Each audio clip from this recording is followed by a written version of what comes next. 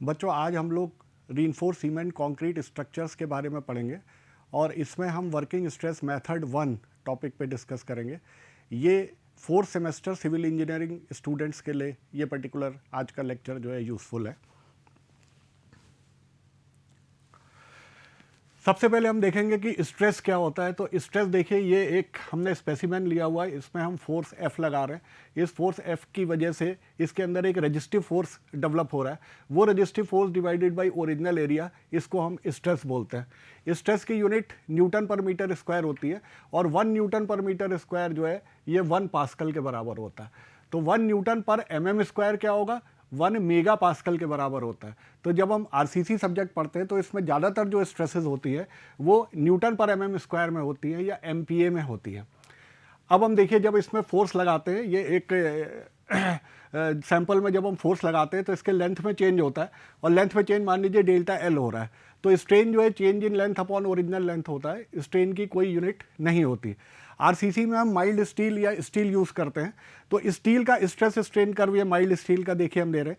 ये जो है एक मशीन होती है जिसको हम यूनिवर्सल टेस्टिंग मशीन कहते हैं। तो यूनिवर्सल टेस्टिंग मशीन की सहायता से हम टेंसाइल फोर्स लगाते हैं और टेंसाइल फोर्स लगा के हम उसमें स्ट्रेस निकालते हैं और स्ट्रेन निकालते हैं। स्ट्रेस और स्ट्रेन के बीच में यदि हम ग्राफ खींचे तो देखिए इस तरह का हमको माइल्ड स्टील के लिए ग्राफ मिलता है। इसमें जो पॉइंट P है, ये देखिए ये पॉइंट P है। पॉइंट P जो है लिमिट ऑफ प्रोपोर्शनैलिटी कहलाता है। लिमिट ऑफ प्रोपोर्शनैलिटी मतलब ये होता है कि stress directly proportional to strain होती है। तो जो हुक्स लॉ होता है, जो हम लोगों ने इंटर में पढ़ा था, वो स्ट्रेस प्रोपोर्शनल टू स्ट्रेन अंदर लिमिट ऑफ प्रोपोर्शनैलिटी होता है। इलास्टिक लिमिट उसके बाद देखिए ये E है। इलास्टिक लिमिट मतलब ये होता है कि जब हम लोड को हटा दें, इस लोड को जब हम हटा दें तो जो आपका जो सैंपल है वो अपनी ओरिजिनल पोजीशन को रिगेन कर ले, ये इलास्टिक पॉइंट होता है। उसके बाद ये माने अगर कि ये मटेरियल पतले पतले फाइबर से मिलकर बना है तो ये फाइबर जब हम लोड बढ़ाते जाते हैं या स्ट्रेस बढ़ाते जाते हैं तो यील्ड करना शुरू कर देते हैं। अकॉर्डिंगली हमें 2 पॉइंट मिलते हैं। देखिए, एक टॉप पे हमें अपर यील्ड पॉइंट मिलता है और बॉटम पे लोअर यील्ड पॉइंट मिलता है और ये लोअर यील्ड पॉइंट के करस्पॉन्डिंग जो स्ट्रेस है वो यील्ड स्ट्रेस कहलाती है। इसके बाद इंटरनल स्ट्रक्चर मटेरियल का चेंज होता है और इसका बिहेवियर चेंज हो जाता है और ये मटेरियल ब्रिटल मटेरियल की तरह बिहेव करने लगता है। तो यहाँ से देखिए ये पोर्शन जो है ये ब्रिटल मटेरियल की तरह बिहेव करने लगता है और यहाँ पे इंटरनल स्ट्रक्चर्स चेंज होते हैं और इसमें जो मैक्सिमम लोड या मैक्सिमम स्ट्रेस होती है ये अल्टीमेट स्ट्रेस कहलाती है। इसके बाद सडनली ये किसी पॉइंट पे ब्रेक हो जाता है तो बी जो है वो ब्रेक पॉइंट कहलाता है। अब देखिए ये स्ट्रेस स्ट्रेन डायग्राम हम कंक्रीट के लिए बता रहे हैं। कंक्रीट का स्ट्रेस स्ट्रेन डायग्राम जो है वो नॉन लीनियर होता है, देखिए कर्व के फॉर्म में। यहाँ मॉडुलस ऑफ इलास्टिसिटी हम 3 तरीके से निकालते हैं। एक तरीका होता है कि इनिशियल हम टेंजेंट खींच दें, तो ये इनिशियल टेंजेंट मॉडुलस होता है। दूसरा पॉइंट होता है कि हम इस पर्टिकुलर कर्व में किसी पॉइंट को सेलेक्ट कर लें और इसे ओरिजिन से मिला दें, तो ये जो मॉडुलस ऑफ इलास्टिसिटी होता है ये सेकंड मॉडुलस ऑफ इलास्टिसिटी कहलाता है। और हम इंस्टेंटेनियस मॉडुलस ऑफ इलास्टिसिटी किसी भी पॉइंट पे टेंजेंट खींच दें और उसका स्लोप निकाल दें तो वो इंस्टेंटेनियस मॉडुलस ऑफ इलास्टिसिटी होता है। IS 456-2000 बच्चों, ये एक कोड होता है जो हम लोगों को यूज़ करना होता है और IS 456-2000 कहता है कि जो modulus of elasticity short term वो 5000 √FCK है। FCK की is the characteristic strength of concrete. Characteristic strength means the value below which not more than 5% results are expected to fall.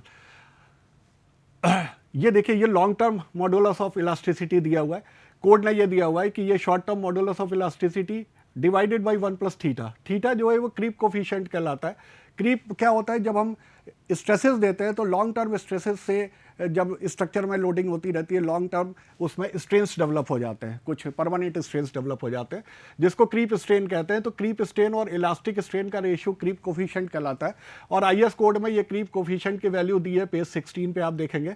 और इससे हम long term modulus of elasticity को calculate कर सकते हैं। तो long term modulus of elasticity जो है short term modulus of elasticity से कम होती है। हमको यहाँ पे एक इंपॉर्टेंट कंसेप्ट और आता है जो कहलाता है मॉड्यूलर रेशियो। तो देखिए मॉड्यूलर रेशियो को हम स्मॉल m से डिफाइन करते हैं और मॉड्यूलर रेशियो जो होता है ES/EC होता है, मतलब modulus of elasticity of steel divided by modulus of elasticity of concrete. Modulus of elasticity of steel जो है वो 2 × 10⁵ न्यूटन पर मीटर स्क्वायर होता है और EC की ये वैल्यूज़ हैं। अब कुछ ग्रेड ऑफ कंक्रीट के बारे में बात कर लें तो IS 456-2000 हमको कई ग्रेड्स के बारे में बताता है। तो देखिए सबसे पहले हम ग्रेड कहते हैं जैसे M10। तो ऑर्डिनरी कंक्रीट में M10 to M20 ग्रेड्स हम यूज़ करते हैं। M10 का मतलब क्या होगा, M स्टैंड फॉर मिक्स और 10 stand for characteristic compressive strength. ये 15 सेंटीमीटर का जब हम क्यूब बनाते हैं तो उस क्यूब का 28 दिन तराई करने के बाद जो कंप्रेसिव स्ट्रेंथ होती है वो ये 10 होती है। इसी तरह स्टैंडर्ड कंक्रीट जो है ये M25 से M55 तक होती है और हाई स्ट्रेंथ कंक्रीट जो है M60 से M80 तक होती है। तो M stand for mix and this 10 stand for characteristic strength of concrete. अगला देखिए, हमने ये stress strain diagram mild steel के लिए बनाया हुआ है। तो माइल्ड स्टील में ये पहला वाला कर्व हम पढ़ चुके हैं, इसको Fe250 भी बोला जाता है माइल्ड स्टील को। तो माइल्ड स्टील की जो यील्ड स्ट्रेस होती है वो या कैरेक्टरिस्टिक स्ट्रेंथ अगर हम कह लें तो ये 250 न्यूटन पर mm स्क्वायर होती है।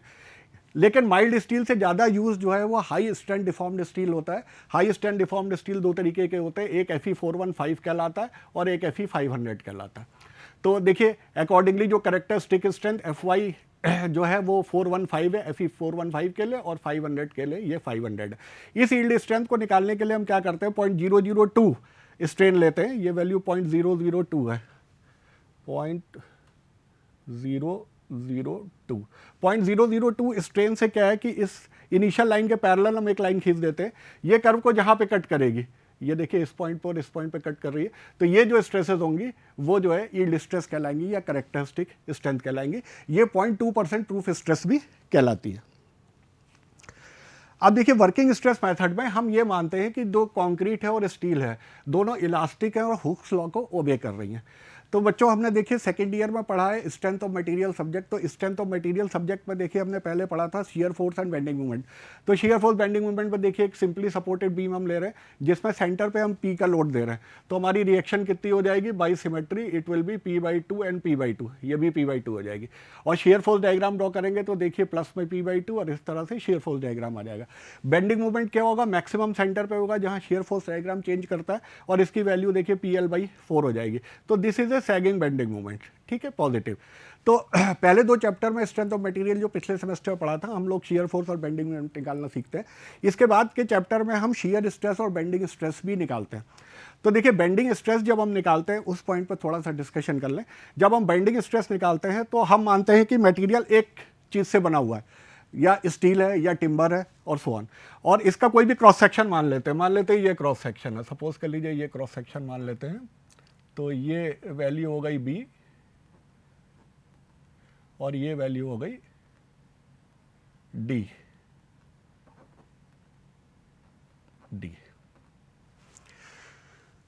तो देखिए ये माना जाता है कि मटेरियल जो है आइसोट्रॉपिक है और होमोजीनियस है, और ये माना जाता है कि ये मटेरियल पतले पतले फाइबर से मिलकर बना है।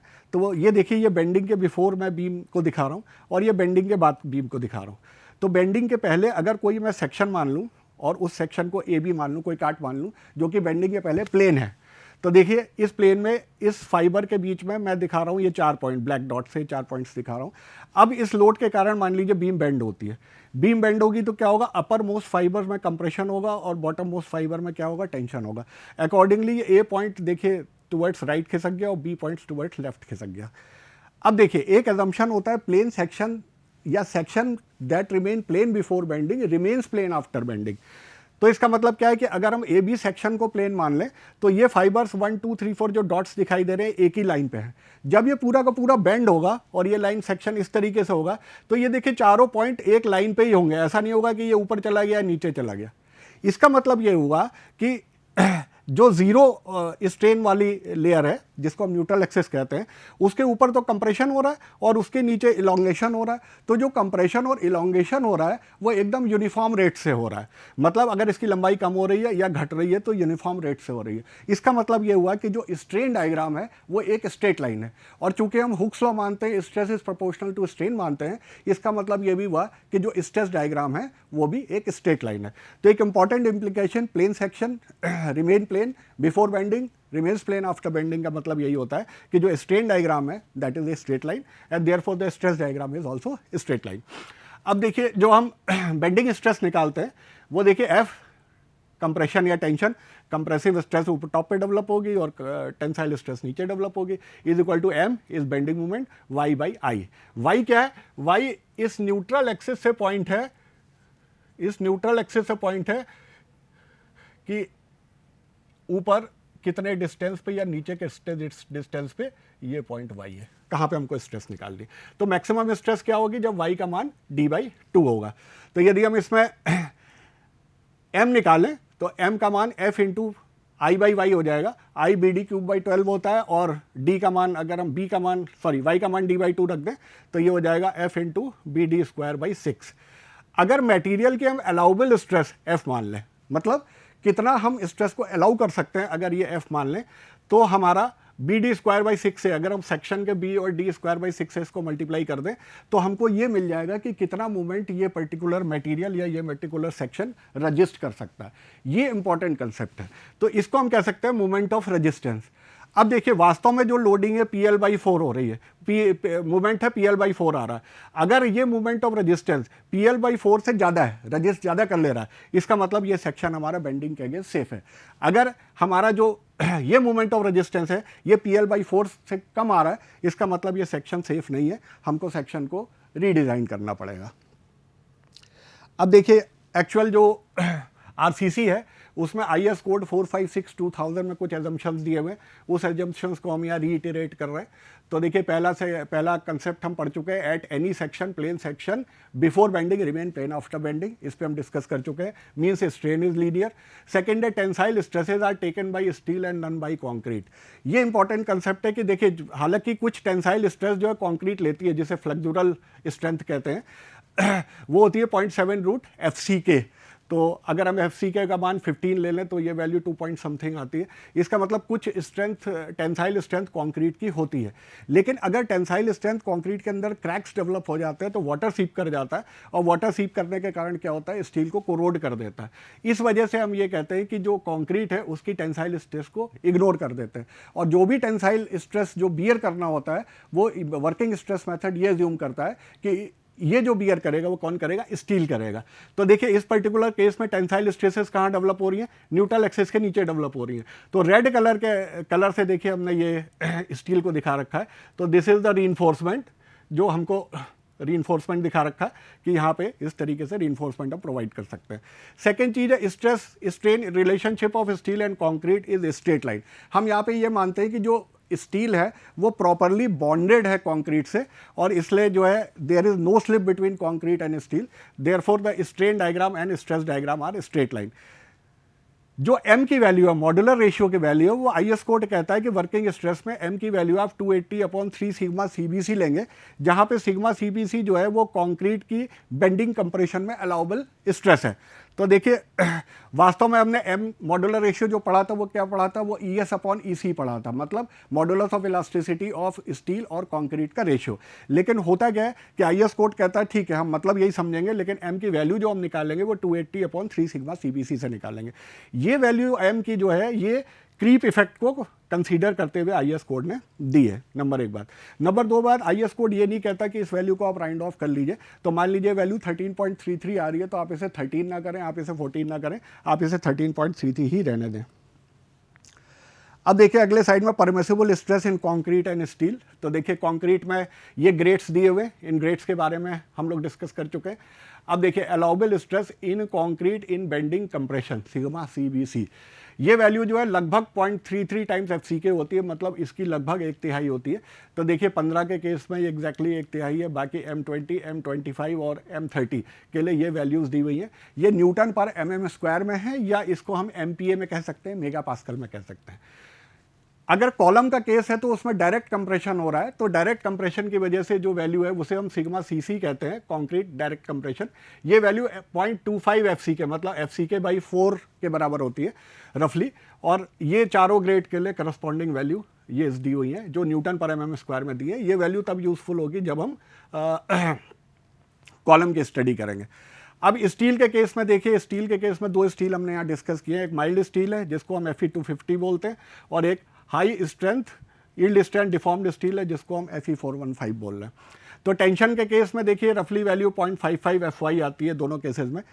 अब जब हम माइल्ड स्टील लेते हैं तो डायमीटर अगर 20 mm या इससे कम होता है तो ये वैल्यू 140 न्यूटन पर mm² ली जाती है, और 20 mm से ज़्यादा है तो ये 130 ली जाती है। करस्पॉन्डिंग वैल्यू ये HYSD बार में ये वैल्यूज़ दी हुई है, ये कोड की वैल्यूज़ हैं, हमको कोई और वैल्यूज़ नहीं लेनी, जो कोड में वैल्यूज़ दी हैं वही लेनी है। कंप्रेशन इन कॉलम में ये 2 वैल्यूज़ हैं, अगर स्टील है तो ये 2 वैल्यूज़ हमको सेलेक्ट करनी है।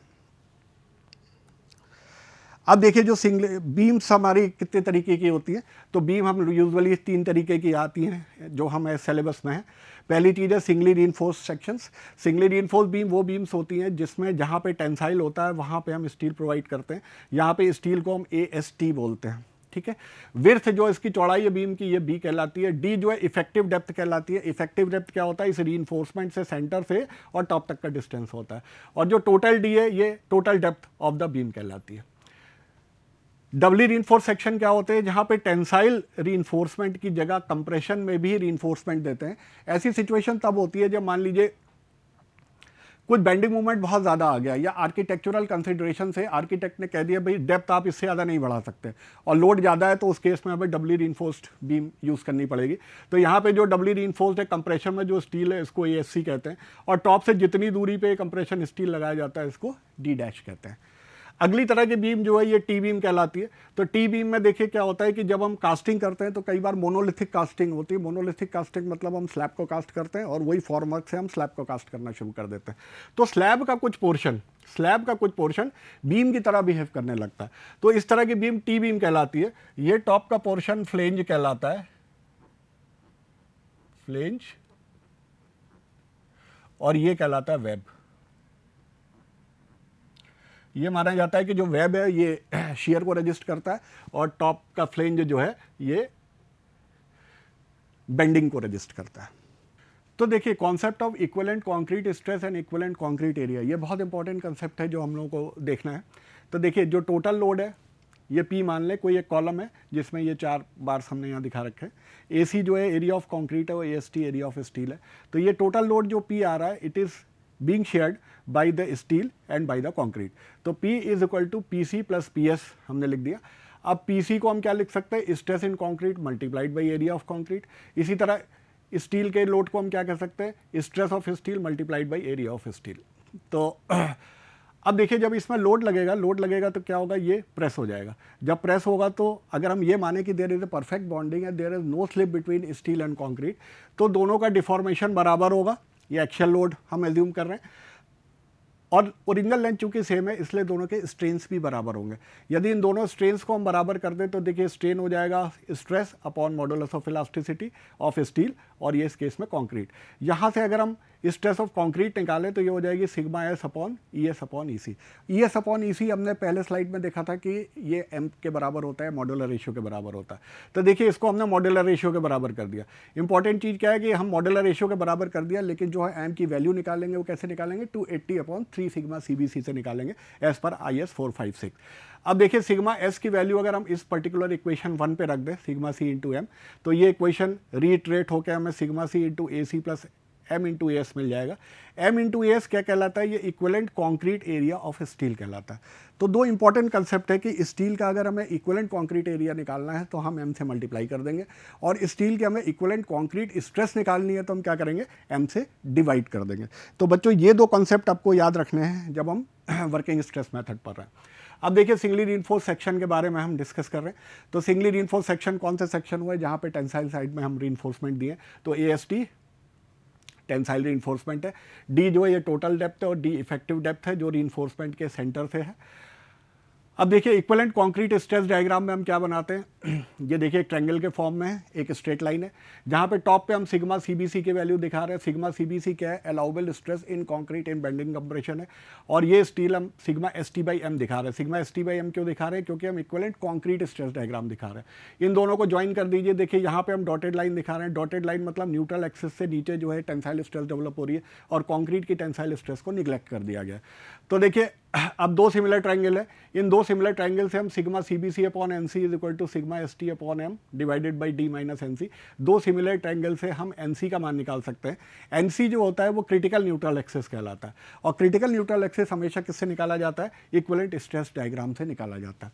सेकेंड देखिए हम इक्विवेलेंट एरिया बनाए, तो इक्विवेलेंट एरिया में क्या है, कंप्रेशन एरिया हो गया, इसको हम अगर NA बोल दें तो B into NA this is the area, compression area, और टेंसाइल एरिया कितना है, M इंटू AST।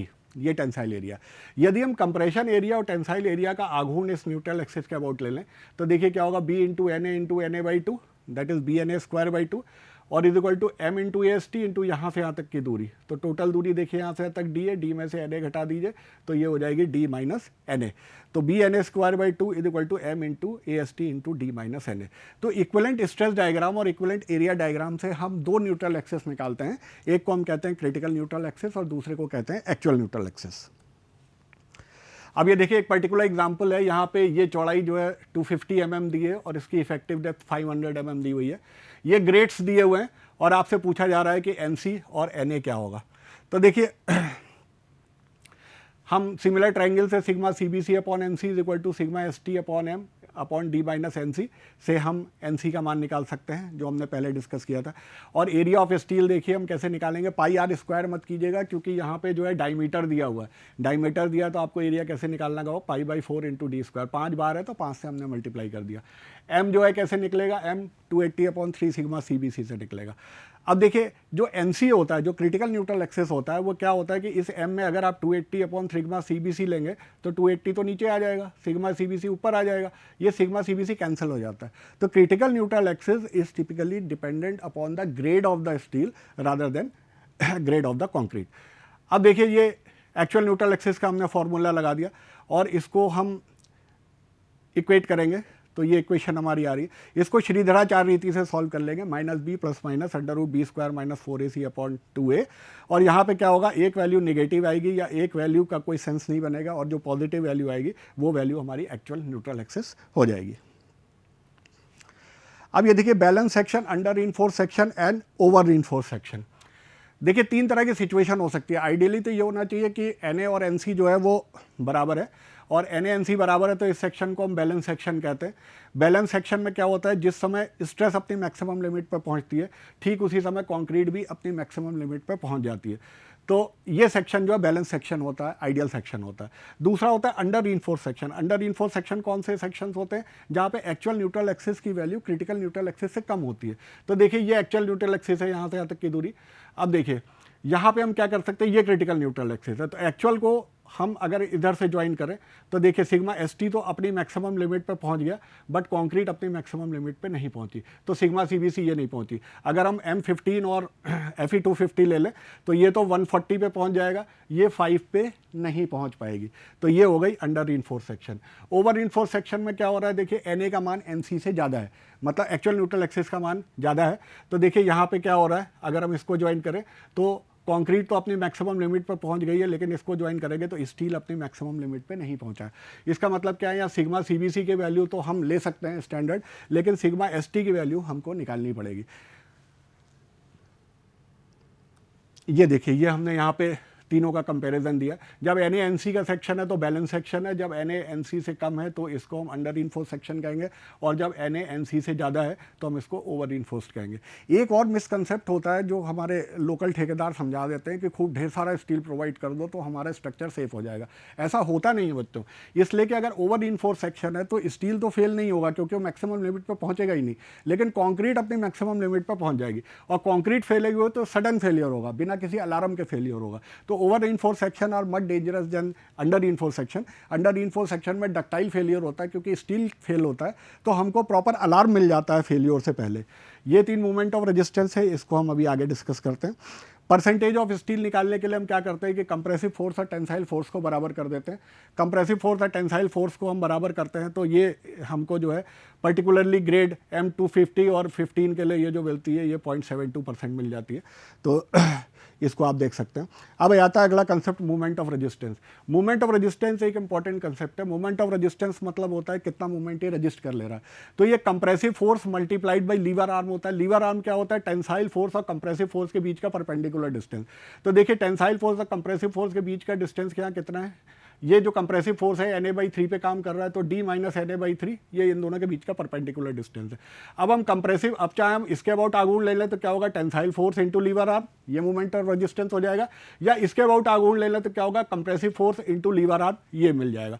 तो देखिए कंप्रेसिव फोर्स कितना होगा, 0 प्लस सिग्मा CBC/2, ये एवरेज स्ट्रेस हो गई, into B into N A, area multiply कर दें तो ये देखिए यहाँ से यहाँ तक ये फोर्स हो गया, मल्टीप्लाइड बाई लीवर आर्म कर दें तो ये हमारा क्या हो जाएगा, ये मोमेंट ऑफ रेजिस्टेंस हो जाएगा।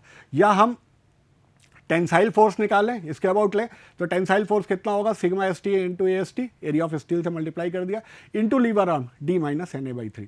मतलब चाहे आप compressive force into lever arm ले लें, चाहे tensile force into lever arm ले लें, दोनों ही केस में आपको मोमेंट ऑफ रेजिस्टेंस मिल जाएगा।